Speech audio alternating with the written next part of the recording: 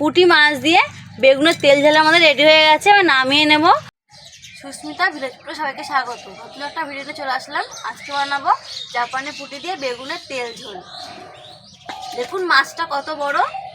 জাপানি পুঁটি মাছটা কিন্তু অনেকটাই বড়। আমি আগের থেকে আঁশ ছাড়িয়ে আর ভেতরের নোংরাগুলো ফেলে দিয়েছি। এবার কেটে নেব।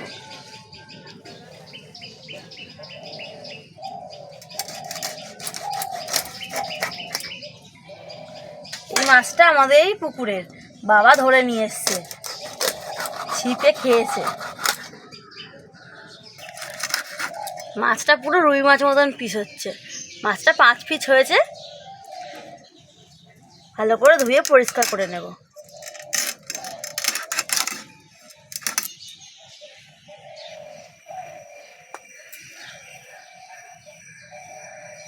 মাছটা ভালো করে ধুয়ে নিয়ে এসেছি, আর নুন আর হলুদ মাখিয়ে নেব। সামান্য হলুদ গুঁড়ো দিলাম, সামান্য নুন দিয়ে পুরো মাছটা মাখিয়ে নেব ভালো করে। কড়াটা ভালো করে গরম করে নিয়েছি, সরষের তেল দিয়ে দিচ্ছি। তেলটা ভালো করে গরম করে নেব। তেল ভালো করে গরম হয়ে গেছে। সবার আগে আমি মুড়োটা ভেজে নেব। আর লেজাটা দিয়ে দিচ্ছি। মাছগুলোকে ভালো করে উল্টো পাল্টে ভেজে নেব, ততক্ষণে আমি সবজিগুলো কেটে নিই। জাপানি পুঁটি মাছে বেগুনি তেল ঝাল করার জন্য আমি এখানে একটা বেগুন নিয়েছি, একটা আলু, অল্প একটু মটরশুঁটি নিয়েছি, একটা টমেটো, একটা পেঁয়াজ নিয়েছি। ভালো করে কেটে নেব। মাছগুলো ভালো করে ভেজে নিয়েছি, তুলে নিচ্ছি।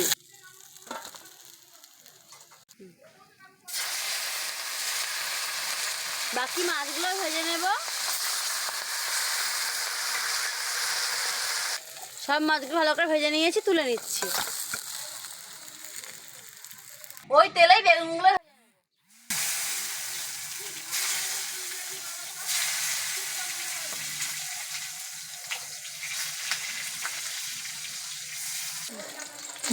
লাল লাল করে ভেজে নিয়েছি, তুলে নিচ্ছি।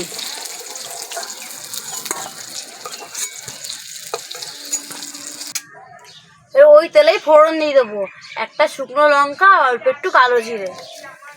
লম্বা লম্বা করে কেটে রাখা আলুটা দিয়ে দিচ্ছি। সামান্য নুন দিয়ে দিচ্ছি, আর সামান্য হলুদ দিচ্ছি। আলুটাকে ভালো করে ভেজে নেব।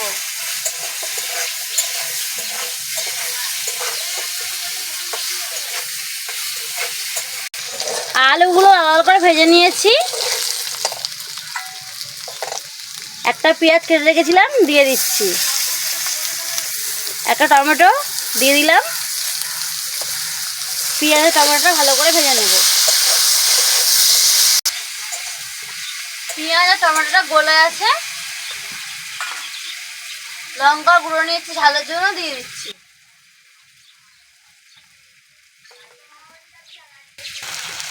রঙের জন্য হলুদ গুঁড়ো দিয়ে দিচ্ছি। সামান্য জল দিয়ে দেবো। ভালো করে লঙ্কা গুঁড়ো হলুদ গুঁড়োটা ভেজে নেব।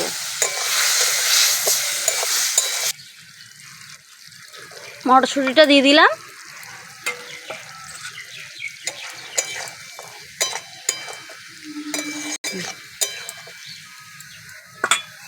পরিমাণ মতন জল দিয়ে দেবো, আলুটা সিদ্ধ হবে।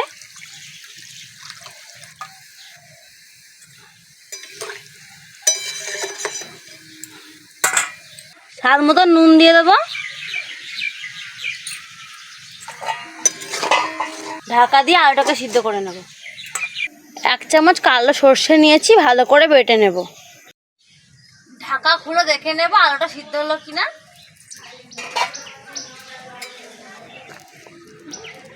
আলু সিদ্ধ হয়ে গেছে।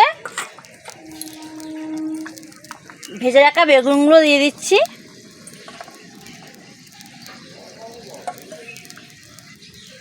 বেগুনগুলো ভালো করে ভাজা আছে, তাই আলুগুলো সিদ্ধ হওয়ার পরেই বেগুনগুলো দিতে হবে, নাহলে বেগুনগুলো গলে যাবে। আরও 1 মিনিট ফুটিয়ে নেব। আরও 1 মিনিট ঝোলটাকে ফুটিয়ে নিয়েছি। ভেজে রাখা মাছগুলো একে একে দিয়ে দেবো।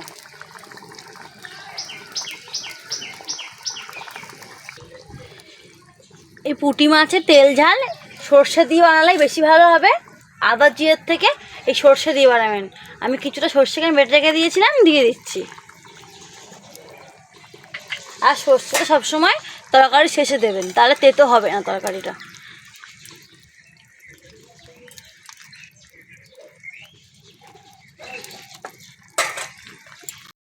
সব শেষে সর্ষের তেল দিয়ে দেবো।